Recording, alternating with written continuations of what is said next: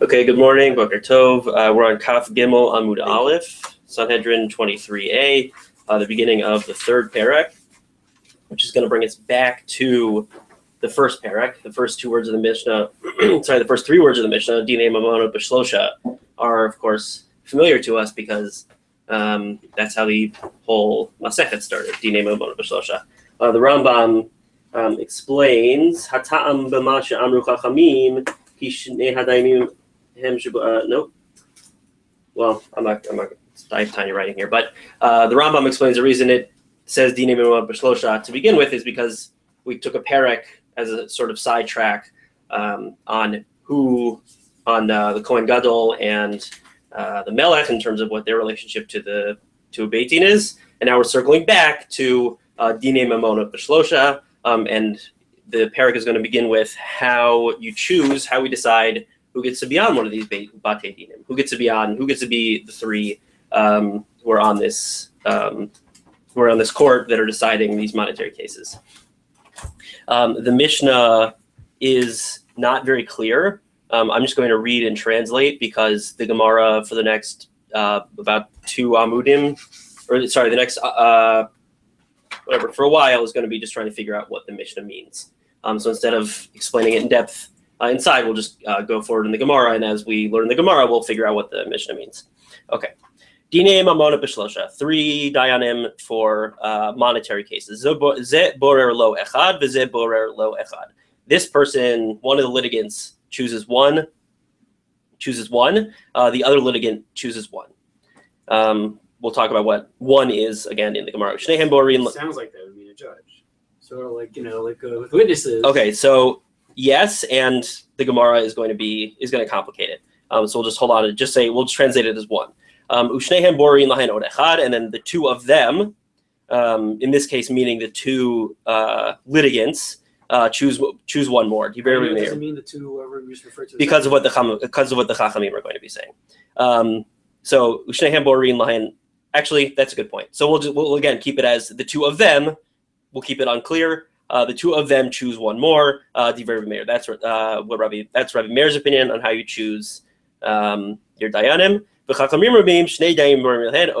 And the Chachamim say the two judges choose one more judge, which is why I think the Reisha is that the two litigants. Echad borin lahen od echad. Ze posel daino shel ze, v'ze posel daino shel zel. This one can invalidate. Thank you. Can invalidate the other one's judge, and this one, the other litigant, can invalidate the other one's judge. Divrei Rabbi Meir. V'chachamim omrim ematai bizman shemebi aleim raya shehen karovin or psulim. Aval im hayuk sherim mumchim mipi Beit Din enu yachol leposlan. So the Chachamim come back with Rabbi Meir says this one can invalidate the other one's judge. This one can invalidate the other one's judge. I don't understand that. The Gemara will talk about it. The Chachamim omrim, the Chachamim say only if for cause. only for good cause, right? The Chachamim are saying, what are you talking about? You can't just show up and say, no, I don't like your judge, get him out of here. You have to have a good cause. You have to either be able to prove that he is a close relationship to your other litigant, which the Gemara is going to discuss later on in this parak. What counts as a karov, who is close enough in relation to be invalidated as a judge and as a witness. Psulin, or for some other reason they're puzzle. Again, the Gemara later on in this parak is going to talk about who is invalidated for other reasons besides being related. But if they're kosher or they are experts, according to another Beit Din, they are the other litigant. Each litigant is not able to just dismiss each judge willy-nilly, if you will. Again, Rabbi Meir says, "Ze posel edav shel ze, v'ze posel edav shel ze." Rabbi Meir, this litigant can invalidate the other one's witness, and the other litigant each litigant can invalidate the other one's witnesses. B'chachamim omrim, and the Chachamim say, "Emata bizman shemebi aleim raya shehed krovin o psulin o im hayuk sherim enu yachol leposlan." Again, only if you can prove that they are related or they are puzzle for any other reason. But if they are kosher witnesses, he can't just puzzle them. Okay. The Gemara is going to ask, "My ze borer." What does this borer mean? sorry, Ma'aseh borer lo echad v'zeh borer lo echad. What does it mean? This one chooses one and this one chooses one. If we look at Rashi, the first Rashi on the page, he says, Mashma ze borer lo beitin echad shehen shlosha v'zeh echad harei shisha. So Rashi says that the pshat of the Mishnah is ze borer lo echad means this one chooses one entire beitin and the other one chooses one entire beitin. Harei shisha, that would get you to 6. Ushnehem borerin lahem od echad. And the two of them then choose another beiti, harei tisha. V'hayinu deka matma ma'aseh borer. And that is what the Gemara means when it asks this surprised question. What does this mean? What is this ma'aseh borer? What is this choosing? Ha bitlata sagi. For you don't need 9 judges, you only need 3 judges. Okay, so back to the Gemara. That's Rashi's pshat. The Tosfot disagree. They say that is not. They agree with Michael. Michael agrees with Tosfot that is not the pshat of the Mishnah. Rather, the Gemara is asking this question. Let's read the whole question first. Ma'aseh borer lo echad v'zeh borer lo echad b'tlata sagi. Right, what does this mean? This one chooses one. This one chooses one. It would be enough for 3. In other words, when the Gemara first reads the Mishnah, it reads echad as one full beitin and not one dayan, not one judge. Let's try to find. I just want to find the Tosfot's pshat of the Mishnah. Right. So the question, according to the Mishnah, according to Rashi. No, I understand the question according to Rashi. You just explained it. What about Tosfot? It's the same question according to Tosfot. They just don't think the pshat of the Mishnah is echad means one beit din. Hold on. I just want to once I double check where.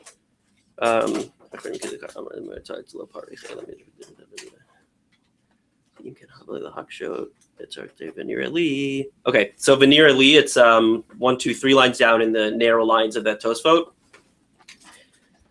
Veneer Ali, da'af betchila hayedea kamoshe mefaresh achar kach shezeh posel beitin shel chavero v'zeh posel beitin shel chavero v'lo yeshvu ki'im shlosha acharonim kedeka amar hamataretz. So from the beginning, the Gemara knows that the Mishnah just means echad, 1 dayan, and not 3 dayanim. V'lo parich ela milishna dematnidin dekatane ze borer beitin v'chavero ken ulahachi parich ma'aseh borer lo echad. The only reason the Gemara asks this question, klomar lo sage belav hachi umashne kaze. Now I got lost. I'm not going to worry too much about it. Just know that the Tosfot do think the pshat.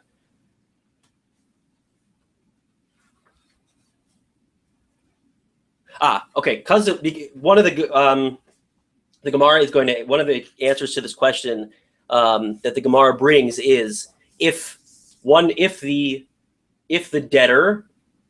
creditor sets up a beit din and the debtor says, no, I don't like that beit din, I want this beit din, and then the creditor says back to him, I don't like that beit din, then they choose together a third beit din. Does that make sense? So Reuven and Shimon have Reuven lent Shimon money. Reuven says, I'm bringing you to beit din because you're not paying me back. Shimon says, I don't like that beit din. We're going to go to this other beit din. Reuven says, I don't like that beit din. So then they choose a third beit din together. That's going to be one of the answers of the Gemara. So Tosfot say the only reason the Gemara asks this question, even though it knows that the pshat of the Mishnah is each litigant chooses one, and they choose a third dayan together. It asks this question in order to bring that answer, just in case that case happens. The one I described with Reuven and Shimon, and we'll see. It's like a leading question, basically. Exactly. And it asks the question according to Tosfot not based on the simplest meaning of the Mishnah, in order to bring an additional judgment, in order to bring an additional ruling. Okay. Again, beginning of the Gemara. What does it mean? This one chooses one full beit din, this one chooses one full beit din. It would have been, we only need 3 dayanim, we don't need 9 dayanim, says Rashi. Hachi ka'amar, this is what the Mishnah meant. When Reuven chooses a beit din, and then Shimon says, no, I want to use this other beit din, they don't use either of those 2 first beit dinim. Instead, they choose a third beit din. But then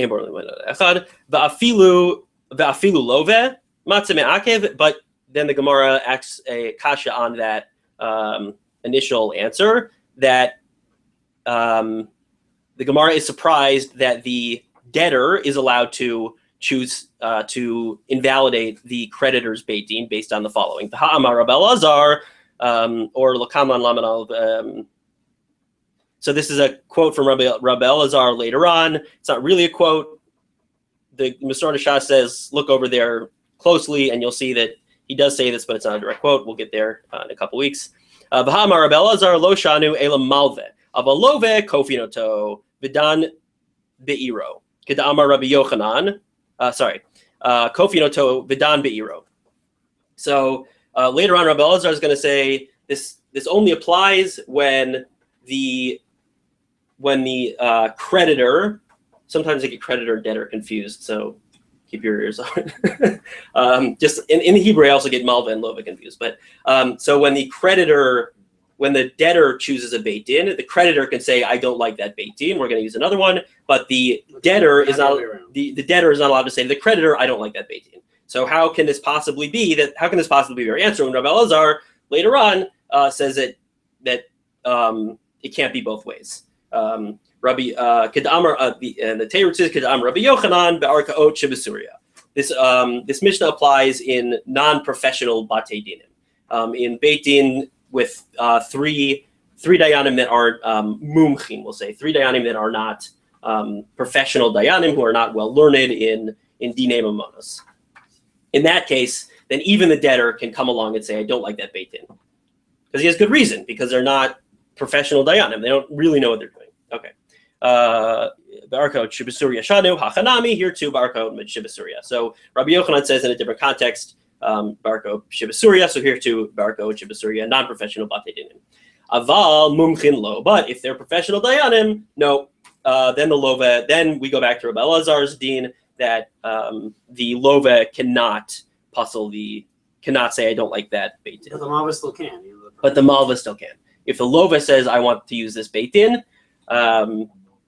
if the Lova says I want to use Beit Din X, the Malva, even if they're Mumchin, the Lova can still say I don't like that Beit Din. The Malva can say, like I said, whichever language I choose, I'll mix them up. I guess it's because I've never been in. Thank God, I've never been in debt. Exactly, so I don't have to keep them straight yet. Thank God. Rav Papa Amar afilu tema mumchin. You buy a house, Exactly. Rav Papa says no. Amar afilu tema mumchin kegon beidina de Rav Huna u de Rav Chista. We're talking about a Beit Din, the two Beit Din of Rav Huna and Rav Chista. De ka'amar le mika metrachna lach. That the Lova can say to the Malveh, it's not a big deal to go to the other Beit Din because they're both in the same city. Rashi says they're both in the same city. And the only reason Rabbi Elazar said his din is because you're going to cause a big tircha. The Lova is not allowed to cause a big tircha to the Malveh to go to some other city to go to a different Beit Din. But if they're two Batei Dinim in the same city, according to Rashi or according to Tosfot, within some distance more than 3 parsot, then you can make then even the Lova can make the Malveh go to another Beit Din if it's close enough and it's not a big tircha for the Malveh. Meaning, like, they don't have too much of a court backlog. What about that? Like, let's say they're like, it's gonna take them 2 weeks to get to this case, and this other one can, hear it right now. Even if you have to travel far. No, forget about that. Let's say they're in the same place and they're equally easy to get to, but one is more on their court docket. They don't even have to be waiting, right? According to Rav Papa, even if each Beit Din can see me immediately, even then the Lova can say, I don't want to go to that Beit Din, and it's not I'm not going to cause you a big tircha to go to the other Beit Din. We can go to the other Beit Din. Yours would be a good question if, okay, there's a little bit of a tircha to go to the other Beit Din, but if we go to the Beit Din in this city, we're going to be waiting a month, then probably even the Malveh would want to say, okay, I get my money quicker if we go to the other Beit Din.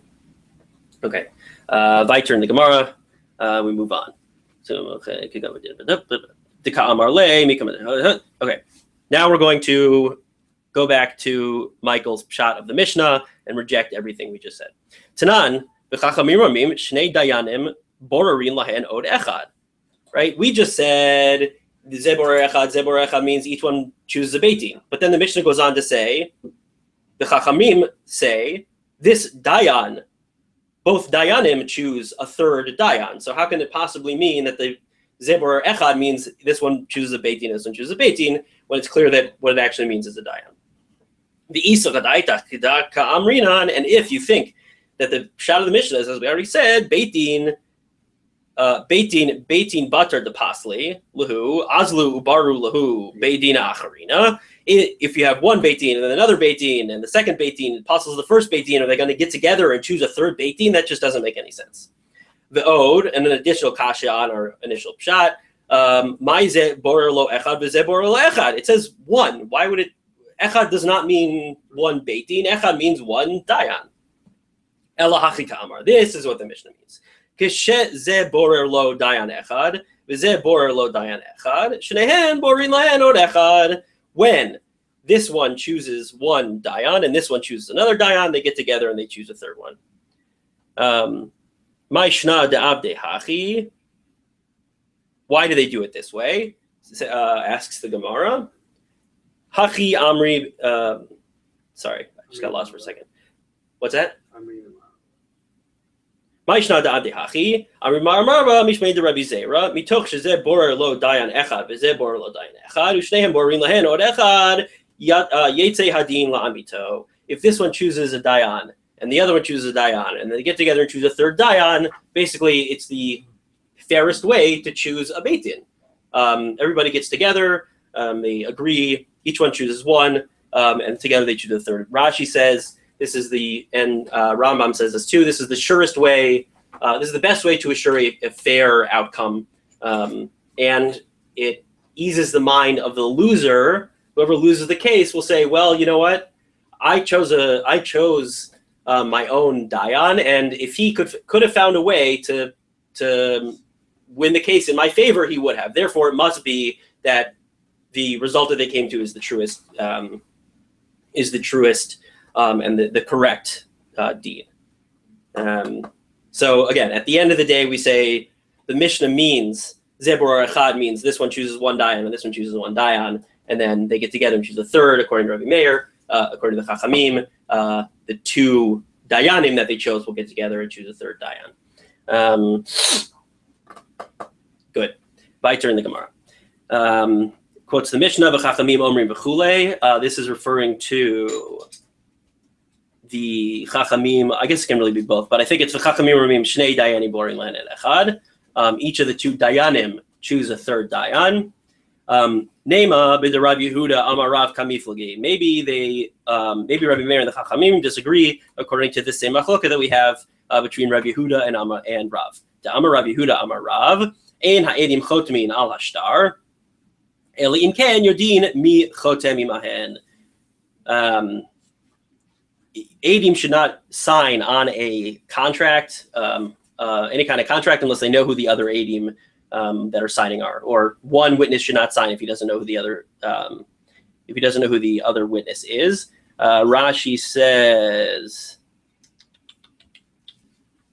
Rashi gives us a reason, which is going to be important. Thank you. Right, Shema Yichtemu. It's right across. If you have the traditional printing, it's right across from the line above Hagahot Habach on the right side. Shema Yichatmu Imahem Eid Echad Pasul. Maybe an invalid witness will sign along this way. Will sign with him, with the first witness. Vatel Edud Kulam Benim Teu Elu Boshim, and they'll be embarrassed because they signed along with a pasul witness, and that is embarrassing to them.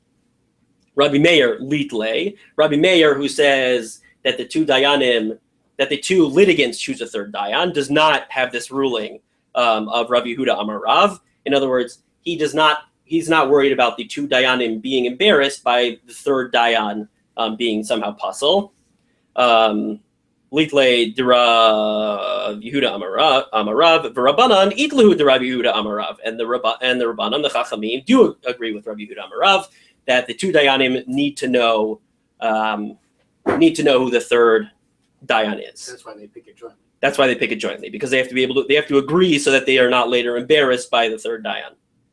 Lo, the Gemara says, nope, the Kulei Alma itlahu dera Yehuda Amarav. No, everybody agrees with Rabbi Yehuda Amar Rav.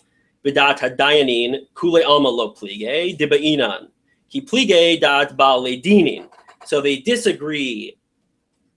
Everybody agrees that the Dayanim need to agree on the third Dayan. And everybody and the Chachamim Rabbi Meir agree with Rabbi Huda Amar Rav that witness needs to know who the other witness is that he's signing with. The Be'ina Kiplige Dad Ba'alei Dinin, they disagree as to whether the litigants need to agree on the third Dayan. Rabbi Meir Savar Dad Ba'alei Dinin Nami Be'inan. Rabbanan Savar Dad Dayanin Be'inan. Dad Ba'alei Dinin Lo Be'inan. The Chachamim say the two litigants do not need to know who the third Dayan is. They're not worried about being embarrassed by the third Dayan.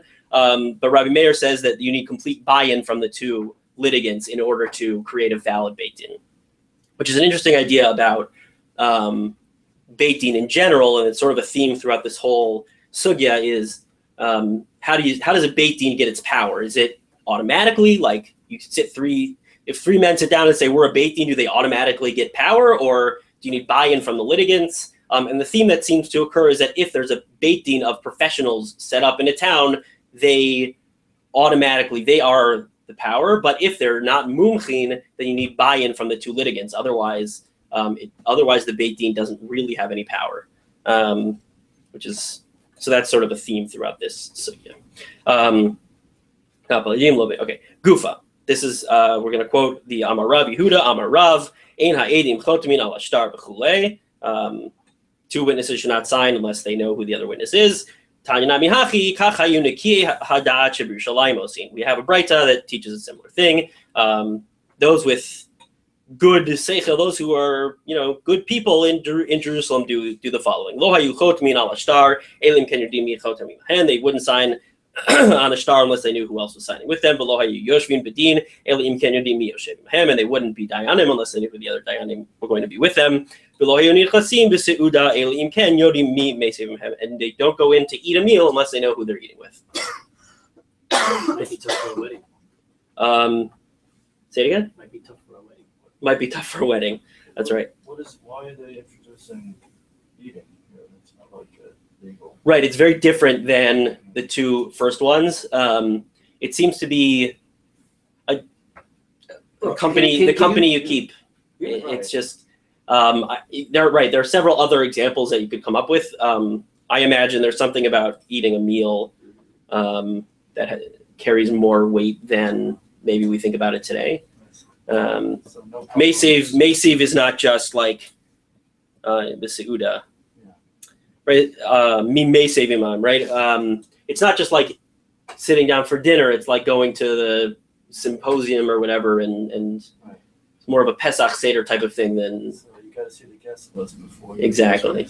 As I do for every wedding, right? I check the whole, as Michael suggested, I check the whole guest list ahead of time.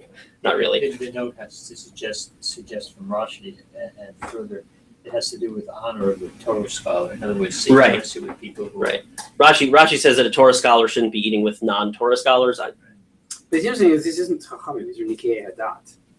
Right. These are also Chachamim, but I don't use that term. I went right. It's an interesting term. I do wonder if it's Chachamim who are on an additional level, or if it's like a different category that has overlap but is not necessarily the same, but not complete overlap.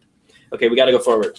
Ze posel dayano. So this is where it gets complicated because the Mishnah seemed to say that according to Rabbi Meir, this one can just say, no, I don't like the dayan you chose, and he's invalidated for any reason.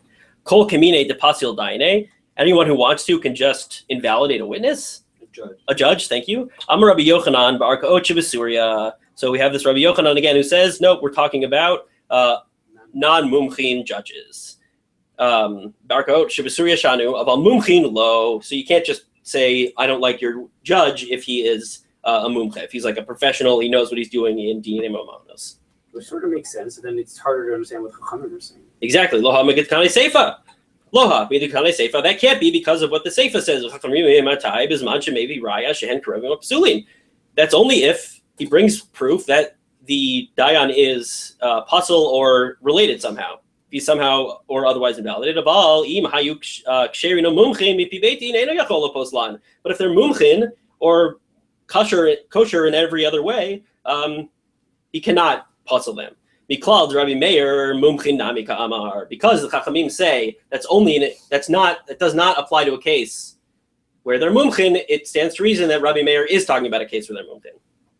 Hachi ka'amar. Nope. This is so we're still trying to defend. There are several suggestions of what this Mishnah means, so we're going to try to keep straight what we're trying to defend. We're still trying to defend that we're talking about Arkaot Shebasuria. Hachi ka'amar. This is what the Chachamim actually meant. Aval im hayu kasherim na'asu ke mumchim mipi beitin ve'enu yachol poslan. So if they are kosher, then they become like mumchin according to a beitin, and therefore he cannot be possible. And therefore, it sounds like. It's not what it sounds like. But the Gemara is going to try. The Gemara tries to say that the Chachamim were not talking about mumchin legamra. They're talking about people who are otherwise kosher. The Beit Din made them like mumchin. Therefore, according to this reading of the Mishnah, Rabbi Meir says that if they're not mumchin, even if they're technically kosher, each dayan can be made invalidated by the other litigant. According to the Chachamim, if they're otherwise kosher, even if they're not mumchin, they cannot be invalidated by the other litigant. Now we're going to reject it. Tashma, Amrullah Rabbi Meir, Lo kol heimenu sheposel dayan shemumche l'rabim. Not everybody can just come along and someone who is mumche l'rabim. That's different than mumche. Mumche l'rabim is not mumche, right? It's a good question. It sounds like It sounds like a certain category. There's like, you're the expert. Then there's like the recognized, like Gadol Hador. Gadol Hadayan. Oh, I would actually think the other way. Shemum Kel Rabim might be less. That like, okay, he's not like the most expert in Dinei Mamonot, but people agree that he's good at it. Does the art scroll say anything about that phrase?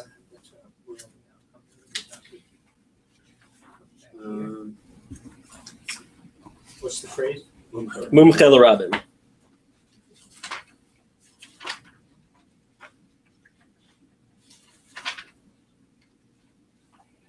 Publicly acknowledged expert. No footnote. That's what they say. All right.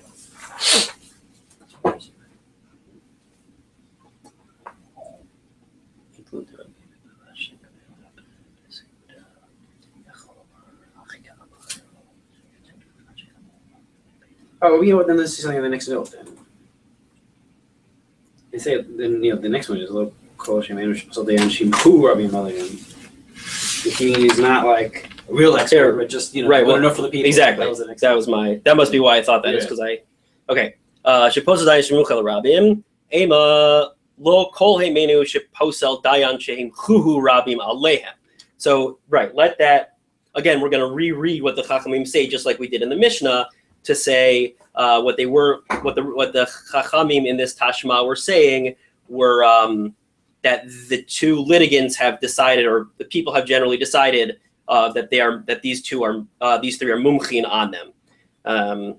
Tanya nami hachi, and we have a braita to support the way we just read. The Chachamim laolam posel v'holech ad yikabel alav beit din she mumche l'rabim divrei Rabbi Meir.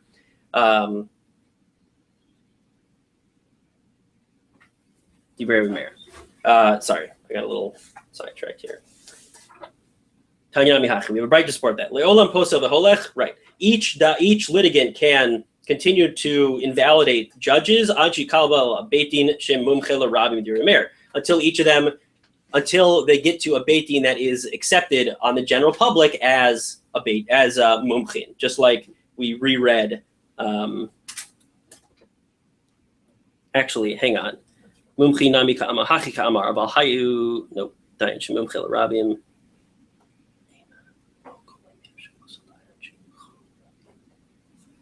Right. Yes. Good. Good. Yeah. Did Michael mention a note about what they meant about the sages spoke of an expert? It didn't necessarily mean they were knowledgeable in Torah. They meant rather one whom the townspeople, lacking a bona fide expert, have invested with the power. Right. So it's not as if he were an expert. Exactly. So it's people who they agree are good judges, even if they're not experts in Dinei Mamonos. Okay.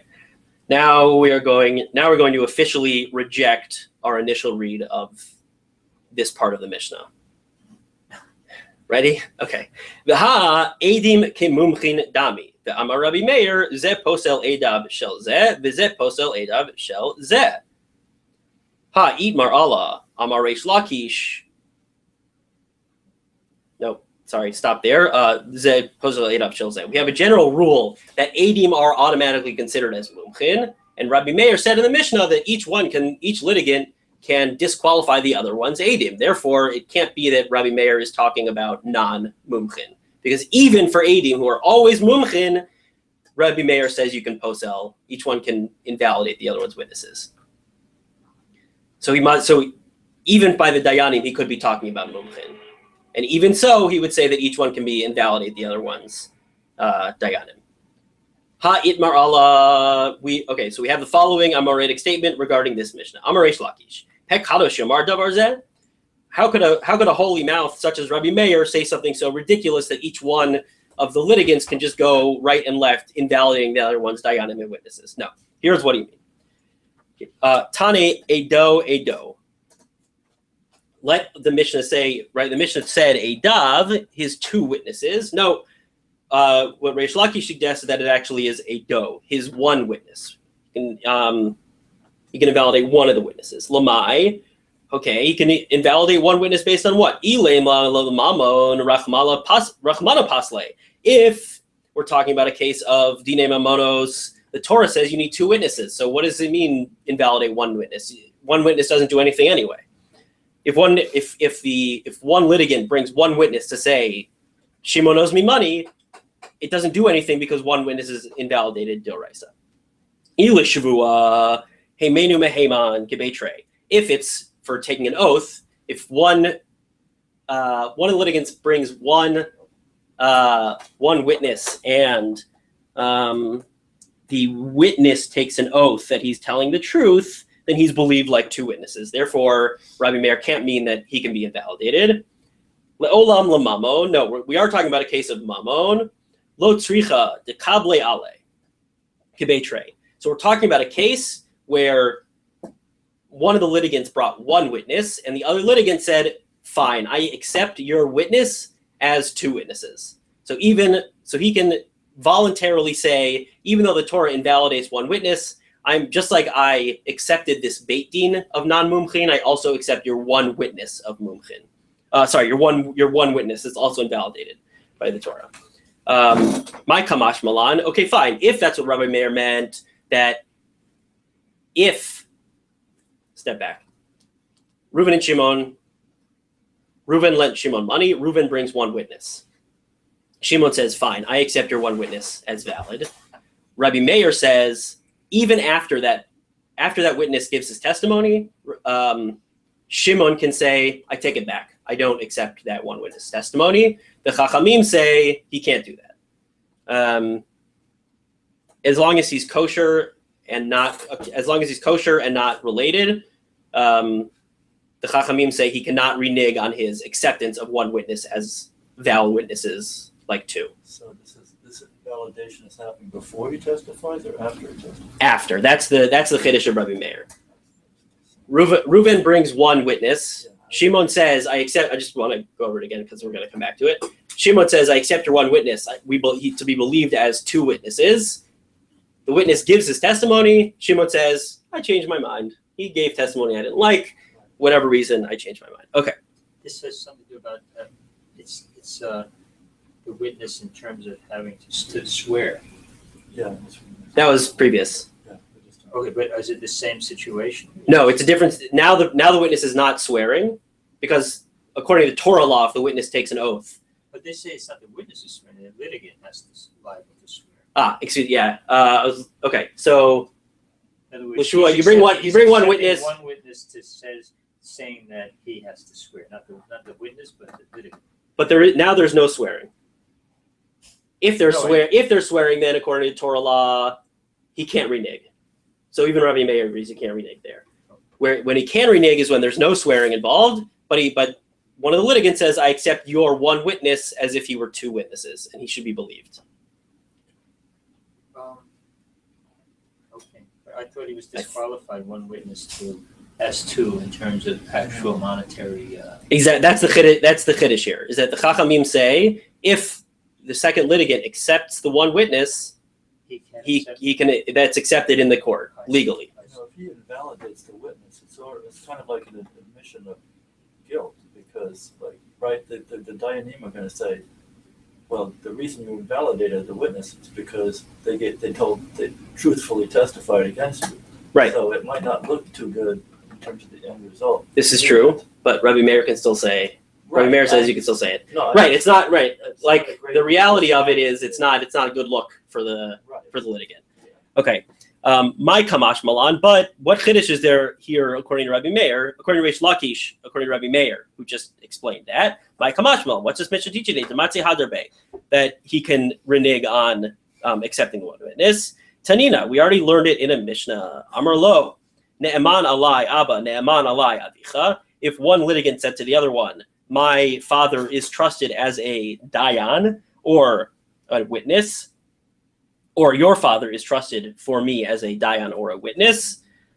Ne'amanin alai shloshe gimel roe bakar, or these three cow farmers are trusted as dayanim. Cow farmers are generally not accepted as dayanim because they're not very learned. Rabbi Meir Omer Yachol Lachazorbo, B'Chachamim Yachol Lachazorbo.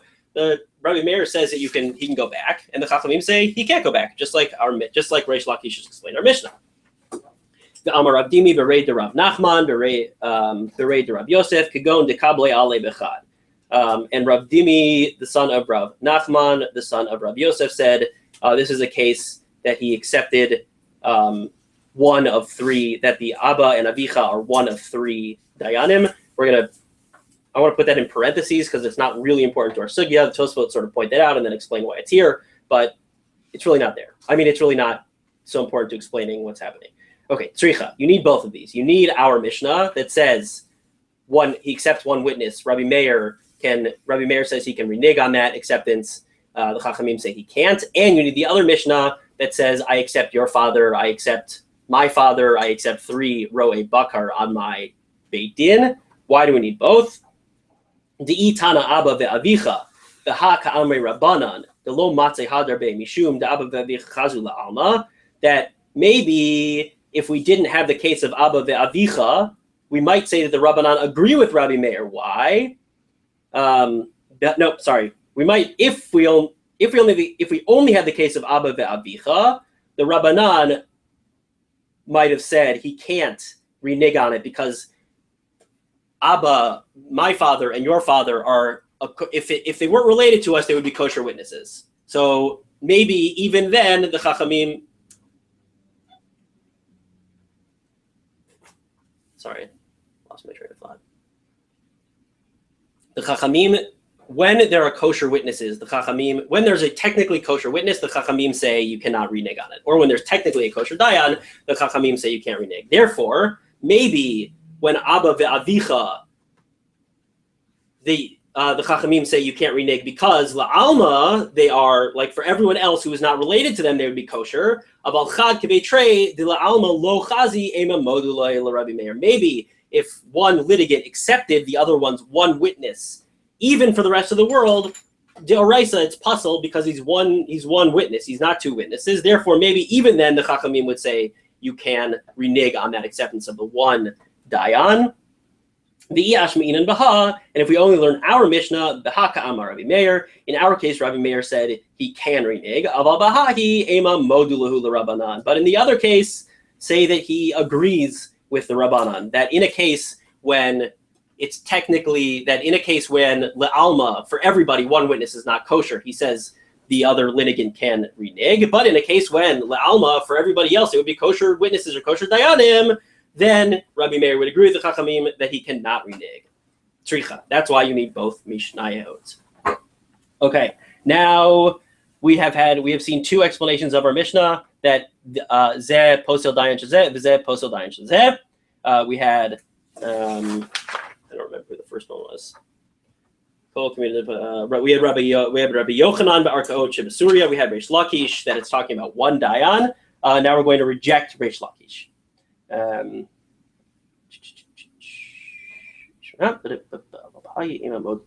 Tzricha. Ha midikatani Reisha Dayano V'seifa Eidav Alma Davka Katane. The beginning says Dayano, his judges, and the end says his witnesses. Therefore, we should conclude that the Mishnah is specific and not like Rish Lakish suggested, where it's not specific and he meant Edo, even though we said Eidav.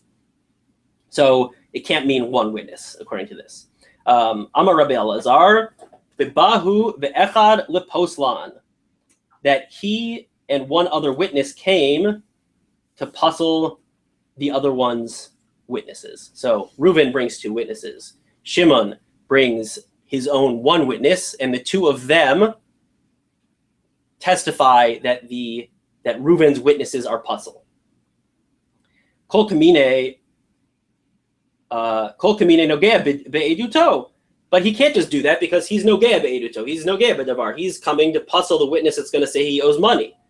Amar Rav Acha b'rei de Rav Ika kigon shekara alav I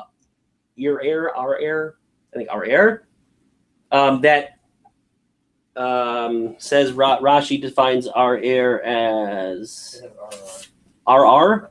Baal din omer lefanenu almahu poslo v'yesh acher imo RR.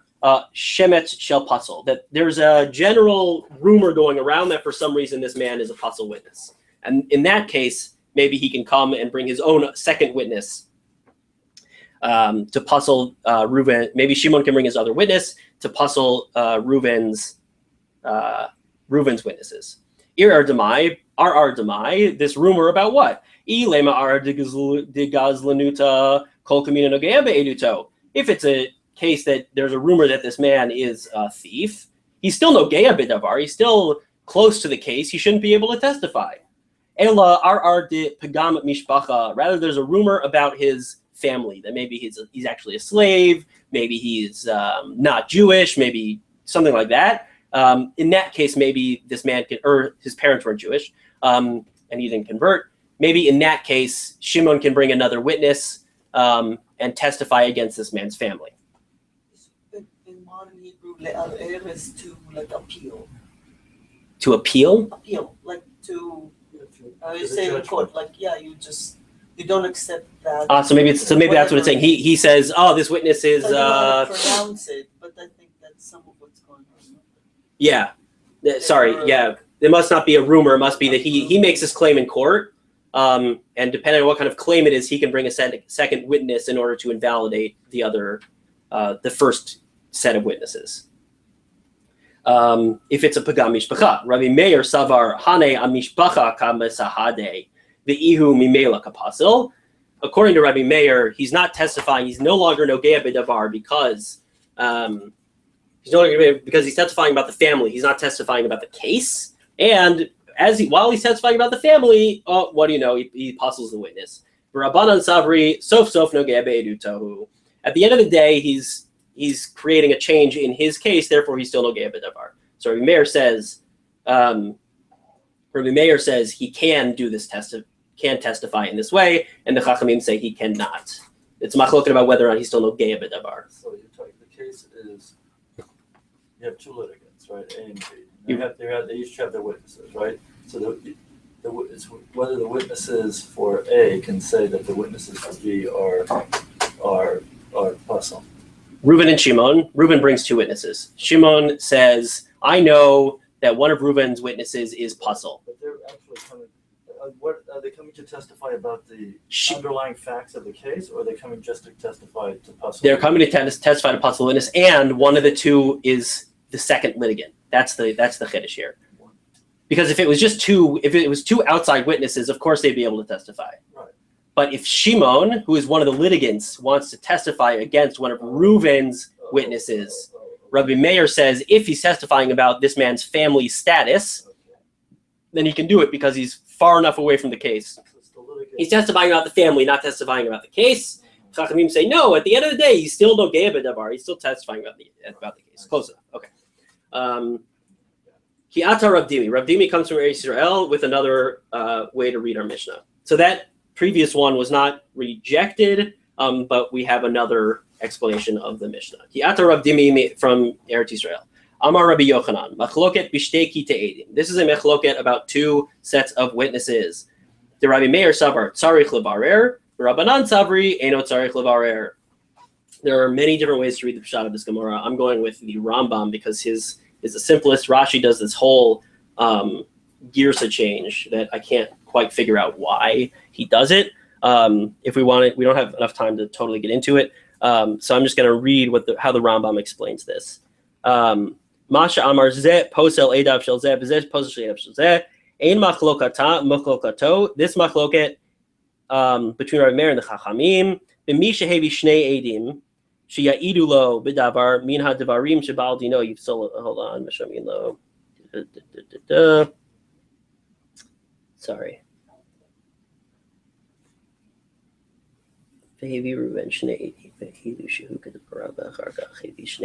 Okay, so Reuven and Shimon have a case. Reuven brings Shnei Edim, Be'idu, Shehu Kidvarav, and they testify on behalf of Reuven. Acharkach, and then later on, Hevi Shnei Edim Acherim, and then he brings two more Edim. Be'idu Gamken Kamo Edu Hashnei Edim Arishonim, and they say the same thing as the first two. The Im Tan Shimon, and the other litigant Shimon makes the claim. The Amar Ela Harba'a Edim Psulin. One or more of these psulim, one or more of these edim are pasul. Rabbi Meir Omer Shomin Lo Then Emar LeRuven Habar Raya Shem Ksherim. We listen to Shimon, and Shimon says at least one of these four witnesses is pasul. We listen to Shimon, and Reuven has to prove that his witnesses are kosher. The Amar Ela Habar Edim Psulim Rabbi Meir Omer Shomin Lo Then Emar LeRuven Habar Raya Ksherim. Lefisha ata lo hayita mevi edim, because Reuven would not have brought four edim al inyan echad, about one, to testify about one thing. Ela she'ata yodea sheyesh behen mi she'eno kasher le'edut. You know, Reuven, that one of them is not kosher, and that is why you brought four. That's why you brought two sets of witnesses. That's the claim. That's how Rambam reads this machloket. Okay. So now we'll read it inside. This is a machloket about two sets of witnesses. The Rabbi Meir Savar Tzarich Levarer, the Rabbanan Savri Eno Tzarich Levarer. Right? Rabbi Meir says you believe Shimon when he says you know that at least one of your witnesses is pasul, and therefore Reuven has to prove that all four of his witnesses were kosher. The Chachamim are not worried about this, and they say no. Reuven just brought four witnesses in order to strengthen his case. He didn't bring four because he knows one of them is pasul. Therefore, he doesn't have to prove that his witnesses are kosher.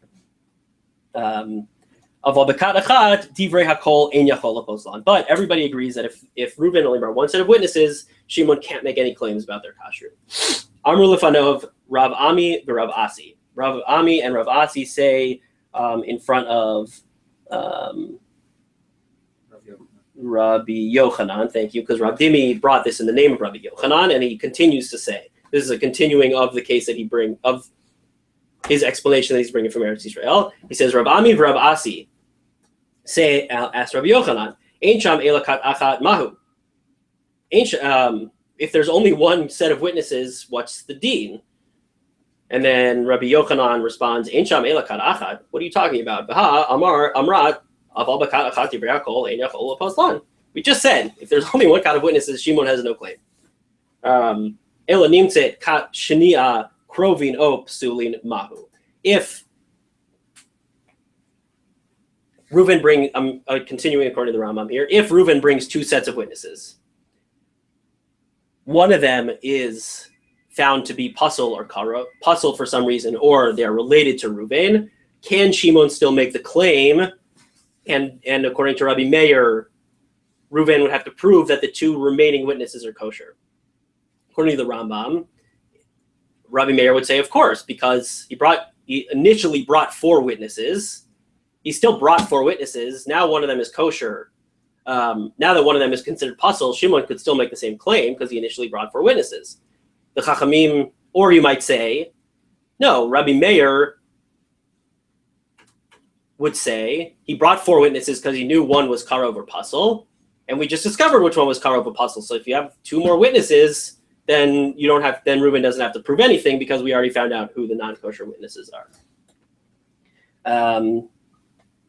Nimtzakat shnia krovin opsulin mahu amar lehen kavari idu edim arishonim. The first witnesses already testified. Rashi basically suggests that this could be read either way of the two ways I just explained. Kavari Inu Harishonim, says Rashi. It's next to the note that says Rashal Mem Yud in the wide lines. Rashi says Kavari Inu Harishonim Shanim Kat Shnia Psula Kavar Nit Kabla B'Kashrut Edutan Shel Elu Hameidin Al Hapasol Va'adayin Lo Yanogea Be'edu Uma'achar Shenit Kabla B'Hechsher Ne'amanim Lipsola Tarishonim. So he says, well, sorry, he's still reading according to his pshat, which we're not getting into, but in any case, Rashi reads this statement as it could be Rabbi Meir says if one kat is found to be puzzle, then Rabbi Meir would change his opinion, or he could be saying if they're found to be puzzle, Rabbi Meir keeps his opinion and Shimon could still make his claim. Amar lahen kavar yidu eidim harishonim. Okay. Ikata amri amar Rav Ashi kavar yidu eidim harishonim. Some people say that Rav Ashi answered this instead of Rabbi Yochanan. Fine. Great. Nema beplugta de Rebbe v'Rabban Shimon ben Gamliel kamiflage. Maybe the Chachamim and Rabbi Meir are in the same machloket as Rabban Shimon ben Gamliel and Rebbe in the following brayta. Habali don bishtar ubechazaka. Nidon bishtar divrei Rebbe, Rabbi Shimon Gamliel, nidon bechazaka. If this is a throwback already to Baba Basra. Everybody, of course, remembers it perfectly because it wasn't so long ago. Just kidding. Bishtar, one person comes, Reuven and Shimon come along. Shimon has been living on Reuven's field for 3 years, and he also claims to have a star of sale. How do we judge the case? Do we judge it based on the star of sale, or the contract of sale, or do we base it on chazaka? This is parallel to our case of 2 kate edim, because basically the shtar is one witness and the chazaka is another set of witnesses. So that's the parallel. The shtar is 2 witnesses and the chazaka is 2 witnesses. No, I'm just saying I think the shtar trumps. So that's a machloket here. That's right. At the end of the day, that's what we decided. But the machloket here is, what do we use? Rebbe says the star trumps, and once Shimon, who is living on the field, says I have a star, he must present the star in order to keep the field because the star is stronger than chazaka. Rabbi Shimon Gamliel says no, he can use chazaka. Ba'avinan ba b'chazaka v'lo b'shtar. Does Rabbi Shimon Gamliel really mean that he cannot use the star? A star is perfectly good if he has one. So once he says star, I have a star and I have chazaka, it can't be that Rabbi Shimon Gamliel would say he can only use chazaka. Ela ema af bechazaka. He can use either. He can bring 2 witnesses to say that he's been living on the field 3 years and has chazaka, or he can bring his star, and that is also as good as 2 witnesses. V'kaimalan debetzarich levarer plige, and we say that this machloket is about the requirement to examine the case. So in other words, Rabbi Meir, who says that when he brings 2 witnesses, sarich levarer, right? Reuven needs to prove that his witnesses are kosher. He is like, come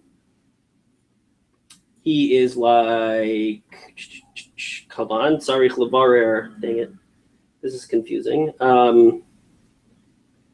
Nidon b'chazaka.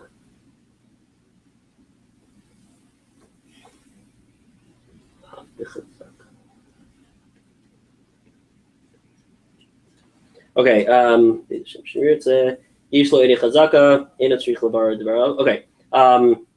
Rashi 1, 2, 3, 4, 5, 6 lines up says af bechazaka.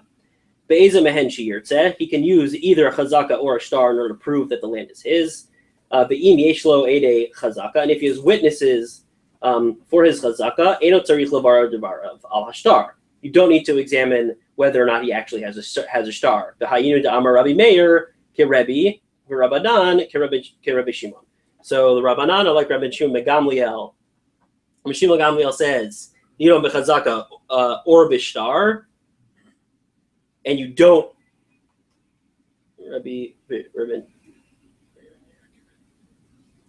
Amar Rabbi Meir, Rabbi Rabbanan, who say you don't need to be mevarer is like Rabban Shimon Gamliel, who says it doesn't matter. You can use either one, and you don't need to examine the case. If he brings witnesses, if he brings a star, it works either way.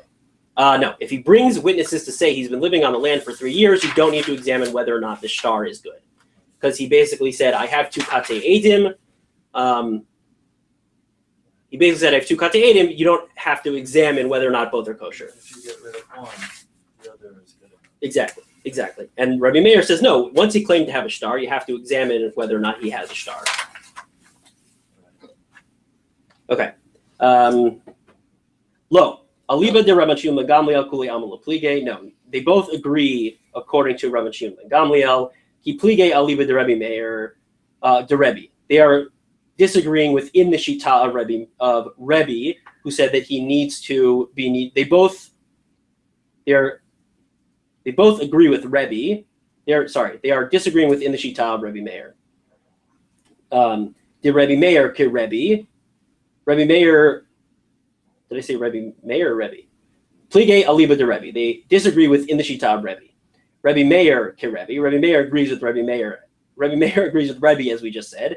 Rabbanan amrei lach ad kan lo ka'amar Rebbe hatam ela bechazaka demikoach shtara ka'ati. That the Rebbe Meir only said his opinion. Rebbe only said his opinion there that he requires the star because the chazaka came from the star. It was A, then B. Aval hacha dehane edim lad mikoach edim acharine ka'atu afilu Rebbe modeh de'eno tzarich levarer. That in our case, when you have two sets of witnesses, it's not A then B, it's A and B. One did not result in the other. Therefore, even Rabbi Meir, say the Chachamim, would agree with us that Eino Tzarich Levarer if Shimon said that there was one puzzle witness. In that case, it's 2 types of testimony. One is like his action, and the other is like a document, where the other one is just 2 sets of witnesses. Right, but the action comes. The key is, according to the Chachamim, the action comes from the document. Right, so Rabbi Meir says there's no chazaka without the star. Right, Rebbe says you have to go back to the source of the origin of this case, which is the star. Once he claims to have a star, whereas the Chachamim say, right, that's only in the case where you can go back to the origin. When you have 2 sets of witnesses, there's no A then B. There's no source of the case. Exactly. Okay, we're going to stop here and begin tomorrow with yet another explanation of our Mishnah.